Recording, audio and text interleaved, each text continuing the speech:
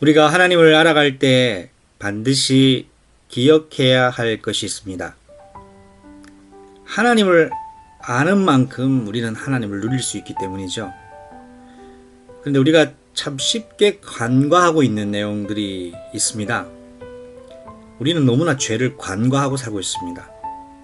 교회는 죄에 대한 경각심을 결코 느슨히 해서는 안 됩니다. 요즘 여러분도 잘 알고 계시는 것처럼 코로나 바이러스가 조금 와해되는 것 같더니, 조금 안정화권으로 들어가는 것 같더니 지금 수도권과 특별히 인천에 또 다른 핫 이슈로 지금 부각되고 있습니다.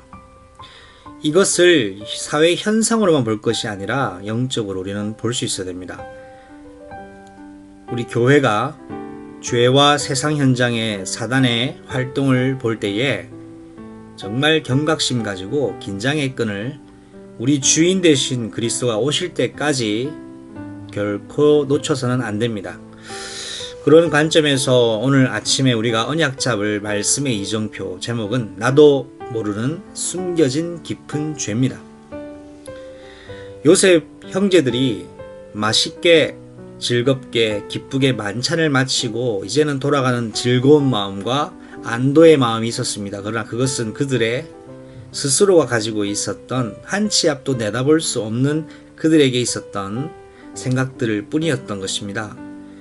그들은 상상치도 못할 일, 그러니까 납득이 될 수 없는 일들이 그들 앞에 하룻밤 사이에 일어나는 것을 성경 창세기 44장 말씀은 이야기하고 있습니다. 첫 번째입니다.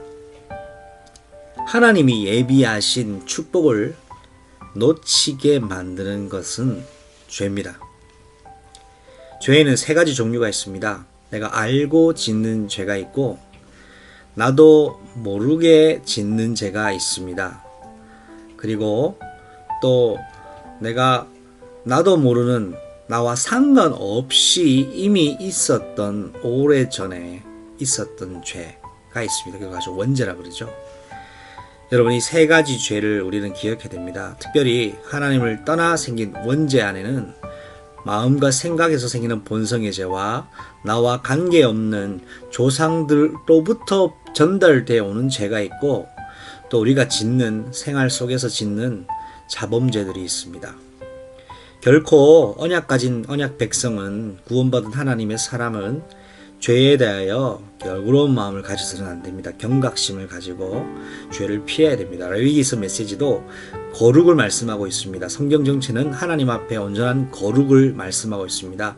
하나님 앞에 거룩할 수 있는 방법은 오직 하나밖에 없습니다. 그리스도 예수가 나의 주인이 되시고, 그분이 나의 길이 되시는 선지자가 되시고, 그분이 나의 생명 되시는 대제사장이 되시고, 그분이 나의 절대 기준이신 왕이 되셔야 됩니다. 자, 인생을 수고롭게만 하는, 그리고 반복시키는 것은 바로 죄입니다.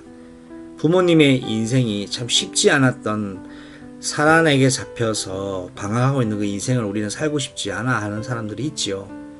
그런데 부모님들은 그걸 원해서 그렇게 살았을까요? 그렇지 않습니다. 나도 모르게 반복시킬 수밖에 없는 운명이라는 것에 잡혀있기 때문에 수고롭게 하고 반복되는 것입니다. 죄입니다.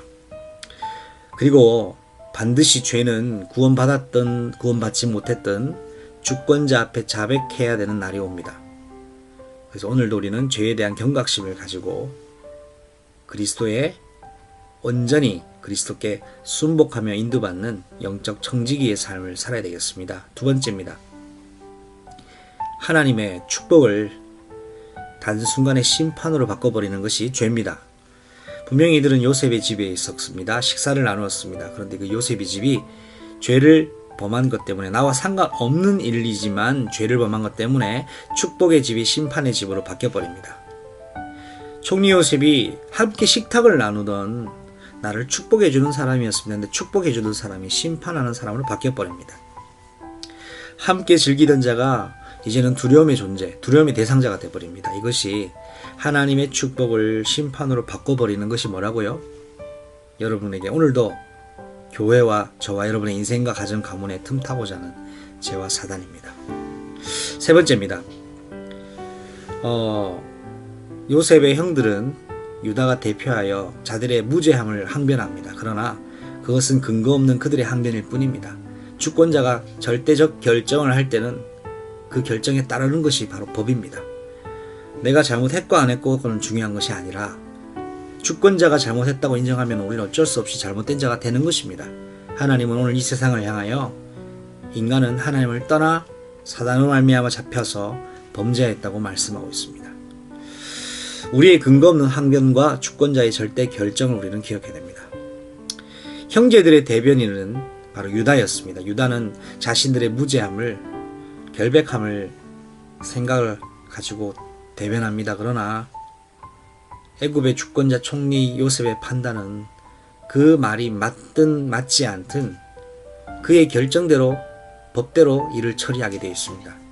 주권자가 결정하면 따라가야 되는 것입니다. 이것이 생명의 성령의 법이요 죄와 사망의 법인 것이죠. 여러분, 오늘도 죄와 사단을 결박할 수 있는 비밀 무기를 가져야 됩니다. 그게 뭔지 아십니까? 바로 교회입니다. 음부의 권세가 이기지 못하는 것이 교회입니다.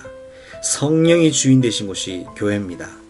예수 그리스도를 구주로 영접하고 하나님이 주인으로, 그리스도가 주인으로 역사하시는 그 사람이 교회입니다. 오늘도 다윗의 열쇠를 가지신 그리스도가 여러분의 인생의 주인이 되셔서 음부의 권세를 다스리고 정복하는 교회적 축복을 누리는 전무후무한 날 되시기를 우리 주 예수 그리스도 이름으로 축복합니다.